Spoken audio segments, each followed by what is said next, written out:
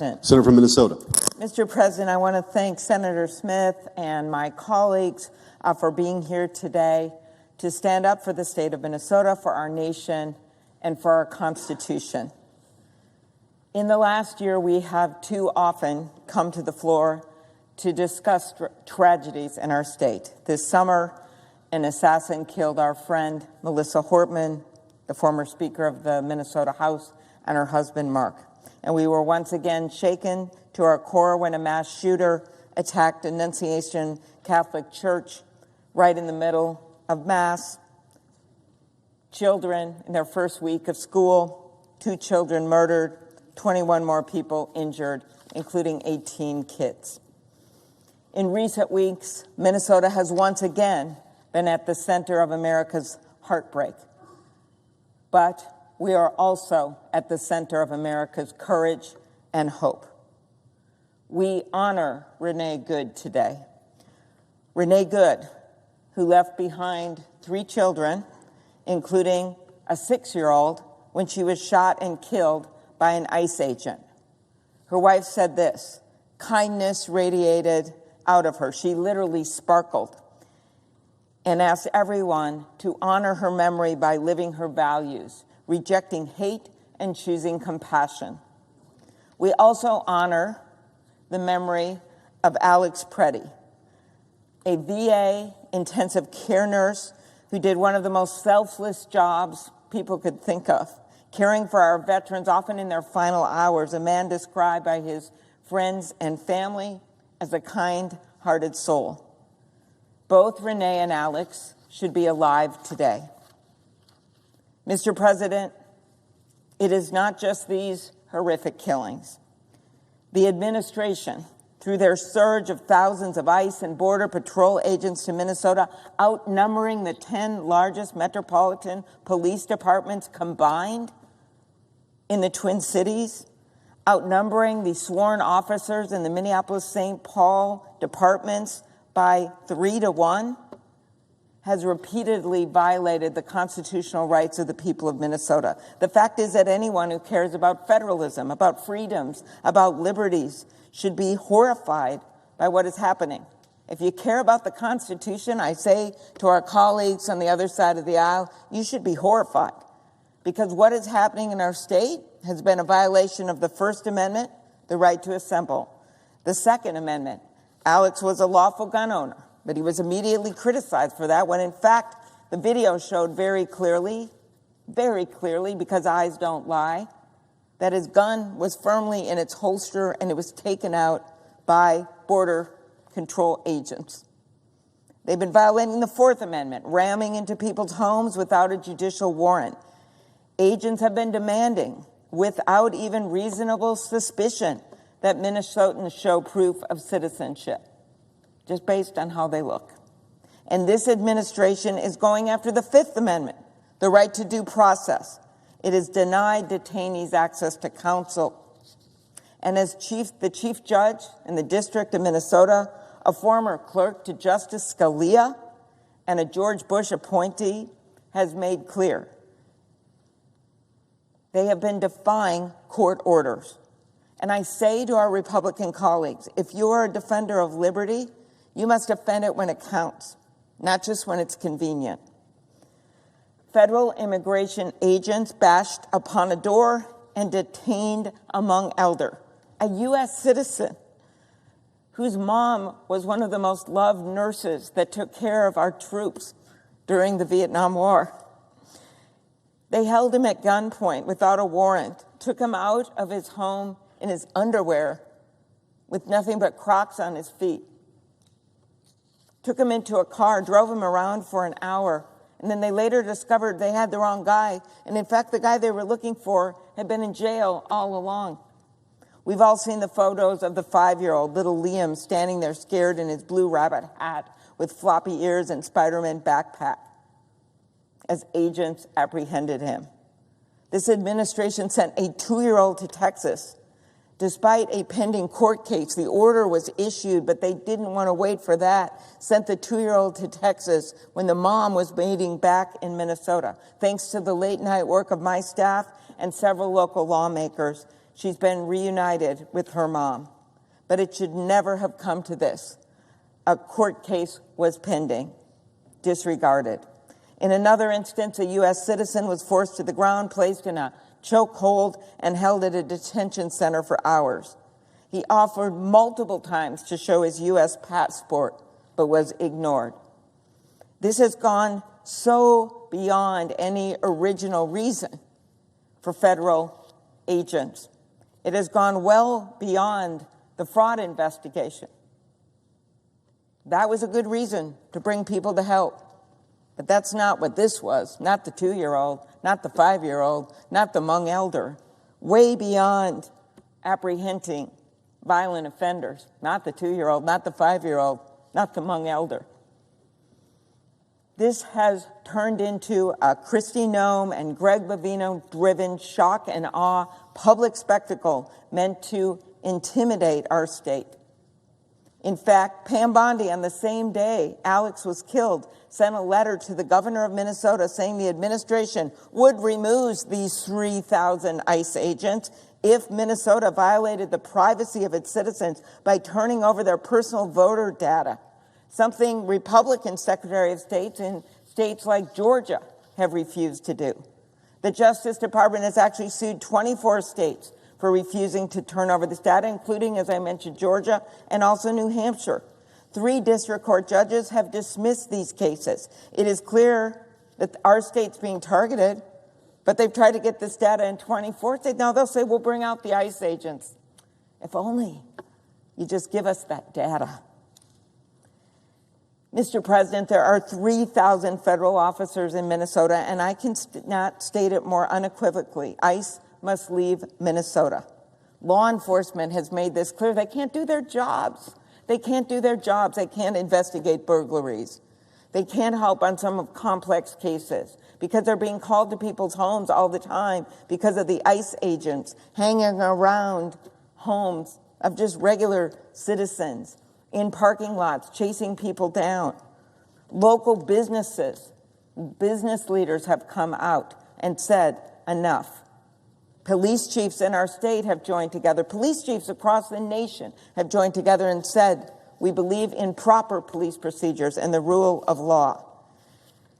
But the biggest story out of this is the everyday people, the ordinary people doing extraordinary things. They've rallied together, brought food to their neighbors, drove other kids to school, showed up for small businesses, and marching 50,000 strong. I was there. I saw it. 50,000 peaceful marchers in -10 below weather.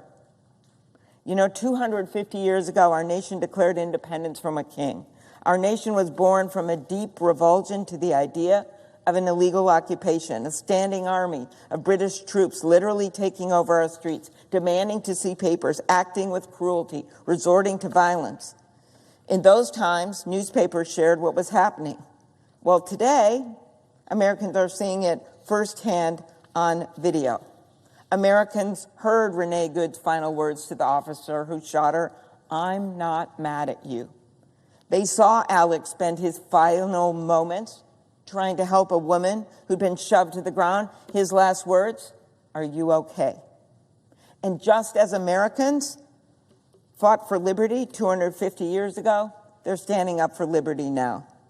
People across the country are speaking out against this cruelty. And, of course, it is good that Bovino was removed. Other people have to be removed too. Kristi Noem shouldn't be in her job anymore.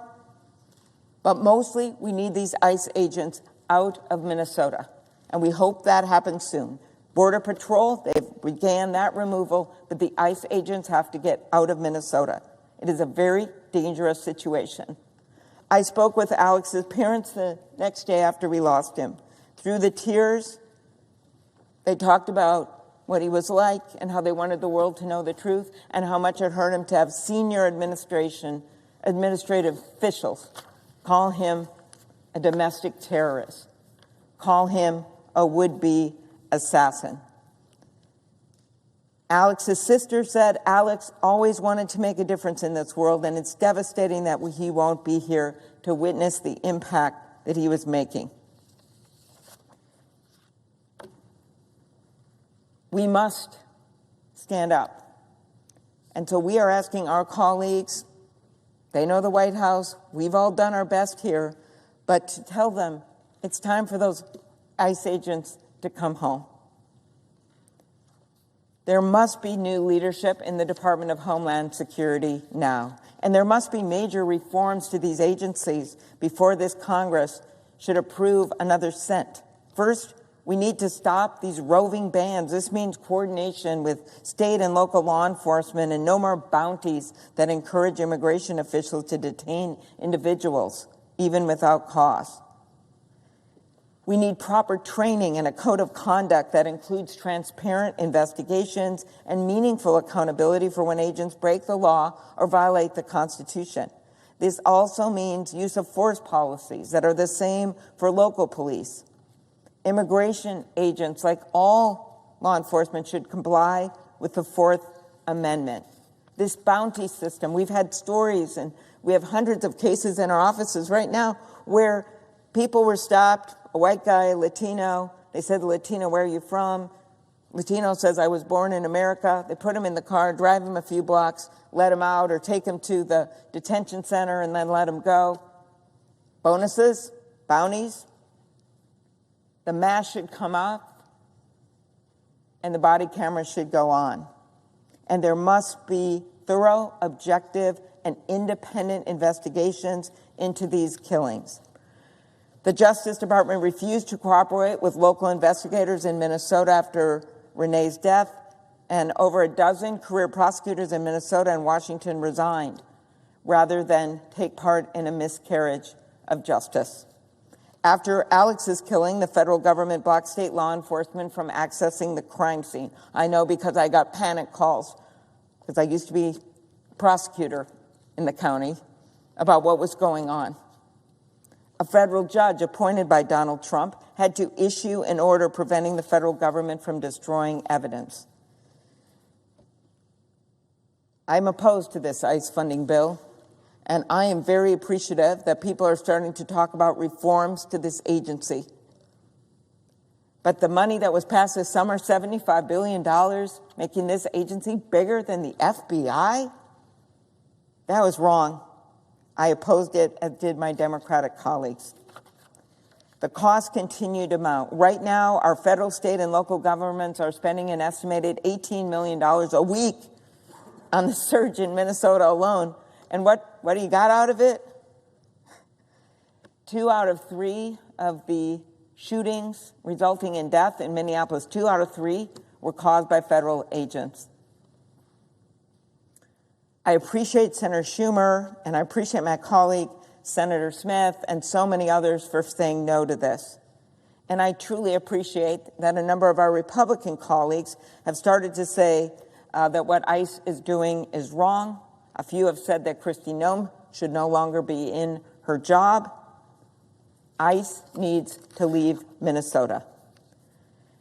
It was in 1776 when future First Lady Abigail Adams wrote to her husband, John Adams, describing the retreat of British ships from Boston, saying that their numbers were so large they looked like a forest. But despite their force, it was the determination of those demanding liberty that won that day. For Minnesotans right now, every corner, everywhere, when you drive, really it's not just the city, suburbs, shopping malls, rural areas, they see an ICE agent. There's people that are scared every single day, and it feels like that forest. But out of that forest comes these people of our state that are willing to stand up, citizens that are willing to stand up to help people they may not even know, because they understand what's at stake for the liberties of this country. Mr. President, I yield back. Thank you.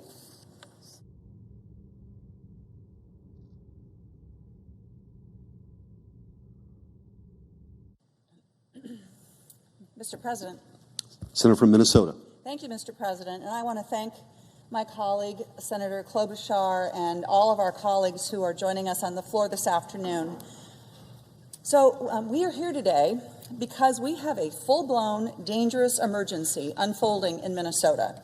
It is happening right now as I speak, and we need your help to end it. America needs your help. The nation has been appalled by what we have seen happening in our state of Minnesota, the stories that have captured everyone's attention. 2 innocent United States citizens, Alex Pretti and Renee Good, shot and killed on the street in broad daylight by federal agents, just as they were trying to help their neighbors and document with their telephones what was going on, the brutality of it. A 5-year-old in a Spider-Man backpack, Liam Conejo Ramos. So Liam is coming home with his dad, and the agents are there, and Liam is trying to get inside. The agents try to use Liam as bait to lure the mother outside. And Liam is still in detention. He's still in Texas, a 5-year-old, 1,000 miles away from home. Colleagues, my head is so full of stories that might not have gotten all of the attention, but tell the tale of the brutality and the illegality of Operation Metro Surge in Minnesota. This is about a United States citizen, a young man who's walking out of his place of work to get lunch, and he sees an ICE agent. He's concerned. He's afraid that he might get targeted, so he turns around and he walks the other way, and the ICE agent runs after him and tackles the guy. He's a United States citizen, throws him to the ground, injures him, and detains him for hours. All the while, this young man has documents to prove who he is. It's about a teenager in Willmar, Minnesota. Now, Mr. President, Willmar is a smaller regional center in Minnesota. It is a place where the Jennie-O turkey processing plant is. It is an incredible community. And here is a teenager in Willmar who is stopped by ICE. She is beaten. She gets a concussion. And she is detained for 2 days. And she is a United States citizen. So imagine, it's hard to imagine this, but imagine you're in your neighborhood and there are these roving bands of federal agents. They have no identification. They drive around in black Suburbans. They have masks over their face. And like at the drop of the hat, they just leap out and they go after people. They're restraining them. They're hitting them. They're spraying them with chemical agents. And then people are just shoved into Suburbans and driven off. And nobody really knows what happens to them. This is happening in Minnesota if it isn't happening in your neighborhood. And I want people to understand this is not just Minneapolis and St. Paul, where so many of the TV cameras have been. It is Rochester, Minnesota, where the schools are reporting a huge fall off of kids going to school because they're so afraid. Their families are so afraid to send them to school. It's in Mankato, Minnesota, which is in the southern part of the state. It is another regional center, a farming community. I heard today on the public radio station that the local immigrant rights organization is getting 400 calls a day from people who are trying to figure out what their rights are, what to do. A family member of mine is detained. I don't know where they are. This is happening in dozens of cities. So what we have here, colleagues, is a campaign. It is a campaign not about public safety. It is a campaign about fear and intimidation. This is about secret police roaming in our cities with no identification and no name tags. What they do is they overtly target individuals because of the accent that they have, the skin color that they have. And I'm not just imagining this as their motivation, because these agents are telling people this is what's going on. I mean, this is the story of a Hmong woman that I met at Hmong Village just last week, who in tears is telling me that her son has been detained. He's been gone for days and days and days, and she doesn't know when she's going to get him back. Where is he? This is about ICE agents going to a suburban restaurant in the Twin Cities, having lunch, and then after lunch they go into the kitchen to detain the folks that are working in the kitchen. We are seeing this happen every single day. Battering down doors, breaking car windows. There's no pretext, there's no warrant. They're targeting people, not because they know that they've committed some crime, but because of what they look like. And there's this thing that we have in the Twin Cities now, they're called ghost cars. What's this? This is a car that is left in the street, the middle of the street sometimes, a door open, the engine running, the key still in the car, and nobody's gone. Nobody's there. People know what happened. ICE came and got whoever was driving the car and took them away. You know, if you are going through a legal immigration process in this country, you go through a process, and it's your obligation, your legal obligation, to check in with the federal authorities. And what's happening now is that folks are getting legal residence, getting a letter to appear. They have a choice. They know that if they don't comply, they're breaking the law, so of course they comply. But when they go to the courthouse, what happens is an agent is waiting outside the courthouse. An agent is there to detain that person who is following the law, who has done nothing wrong. In fact, they're doing everything they possibly can do to comply with the law, and yet they're being detained. These are not, my colleagues, these are not what you hear from this administration about the so-called worst of the worst. These are people that are active contributing members of our community. These are legal residents who hold green cards, who are being flown to Texas with no legal representation, no access to counsel. And you know what happens sometimes? They get down there, they go through another screening, and the federal agents say, okay, sorry about that, we made a mistake, and they just dump them on the streets of Houston or wherever they may be. No documents, no identification. How are they going to even get home? That's happening in this country right now. And if they're not released, because not everyone is released, if they are not released, people have died in custody. People with no criminal record have been deported to countries that they have never even known. So this is happening in Minnesota, but this is not just Minnesota. I think because Minnesota has resisted so strongly, and because the tactics of Operation Metro Surge have been so brutal, that we have gotten so much of the attention. But this is not just a Minnesota problem. I ask you, colleagues, to consider how these dangerous and poorly trained and unaccountable ICE agents have been treating Americans who have been exercising their constitutional right to peacefully speak and to demonstrate.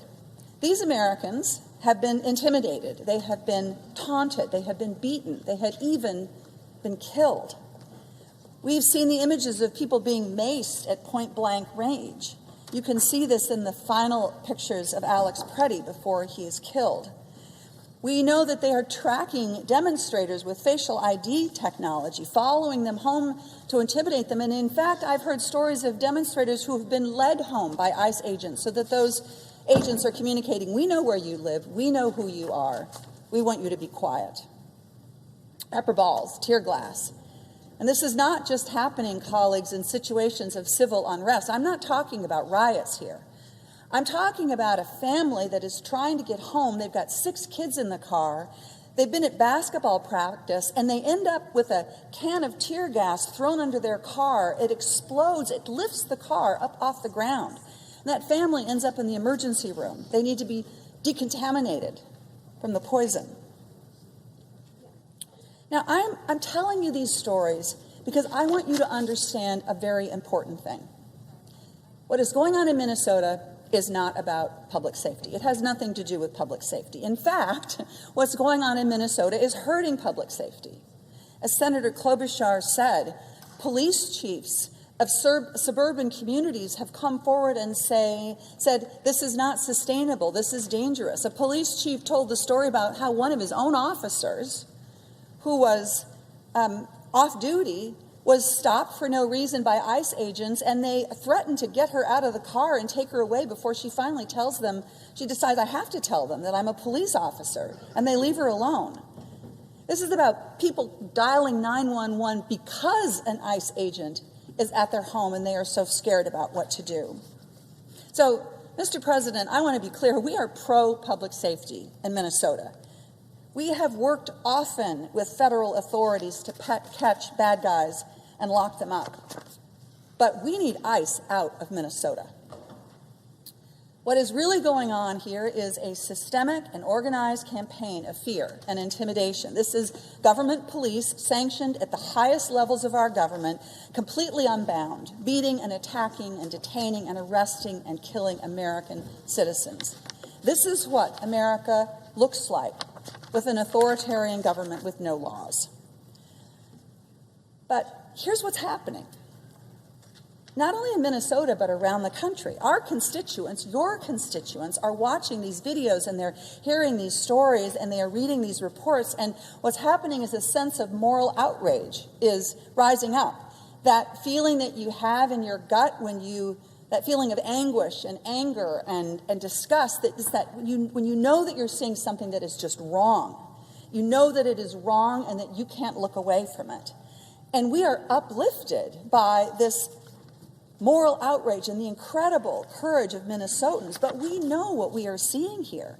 And people are responding everywhere. I have talked to hundreds of people over the past few weeks about what is going on in Minnesota. People who are organizing mutual aid to get groceries and diapers to families, but small town folks that hate to see this happen to their neighbors, and local mayors and farmers and small businesses, Democrats, Republicans, people who aren't political at all, law enforcement officers, faith leaders, Second Amendment supporters and civil libertarians. I mean, and the man in the truck that I saw when I was in Minneapolis taking groceries to people on Monday. He's in the truck and I drive up. He's like first kind of concerned that I might be ICE. And then he's worried that I'm going to think that he's ICE. And we start to talk. And he says of the president, he said, I voted for him. I told my kids, I talked my kids into voting for him. And I am so upset. I am so embarrassed. I never thought that this would happen. This is so messed up. This, colleagues, is the coalition of the horrified, the people who see this and feel a sense of moral outrage, people who are bound together not by politics or faction or identity, but that feeling in your gut that what you're seeing is wrong and that we have to do something about it, that this can't be how we operate. So that brings us to here today in this august chamber of the United States Senate. And we ask ourselves, okay, what do we do? What is our place here? And we've all worked really hard to get here. And we all are here, I believe, because we love this country.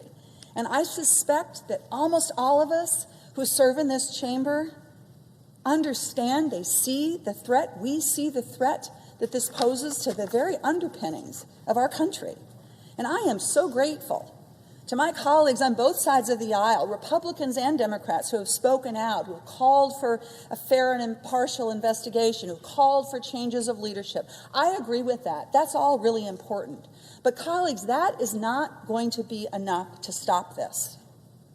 This is a crucial moment in our country, not just for Minnesota, but for our entire country.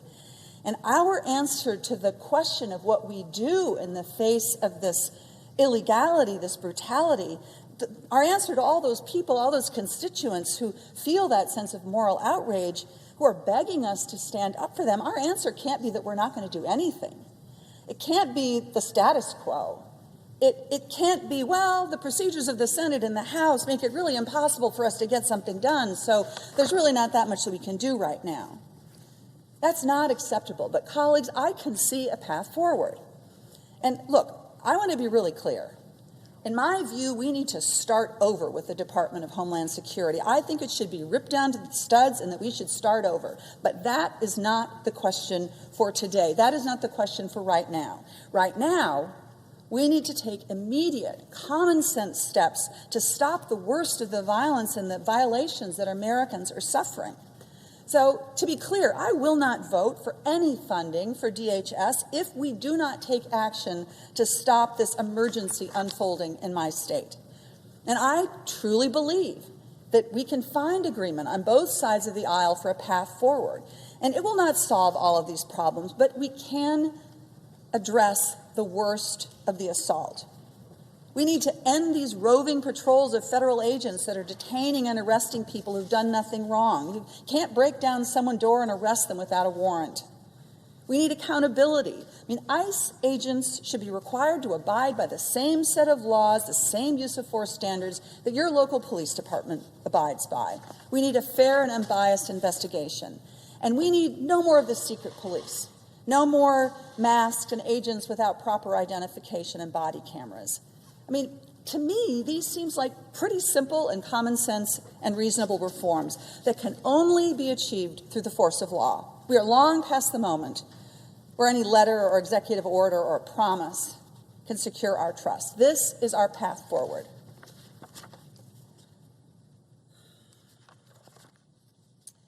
I am thinking about, as I wrap up this speech, and I'm thinking about all of my colleagues who are here to speak with such intention about what's happening, I want to just take a pause to acknowledge my beloved Minnesota. I am so proud to be your senator. And you know, so many people around the country are looking to you, to us, for hope. And you are showing the world how to respond to violence and how to stand up to bullies with strength and with dignity and with peace. You're putting your own safety and your own bodies on the line to protect your neighborhoods and your democracy. You're risking your own safety to document the emergency and the inhumanity unfolding on our streets. And you're even sometimes doing it by singing. In Minnesota, we show up for our neighbors. We help people out. We don't give in to bullies. We stand strong. We stand in the park with a candle in our hands to mourn, but also to kindle hope. And I know that Minnesotans are going to stay strong because, as Dr. King preached, we know how to put our faith into action. As Dr. King said, injustice anywhere is a threat to justice everywhere. We are caught in an inescapable network of mutuality, tied in a single garment of destiny. Mr. President, I yield the floor.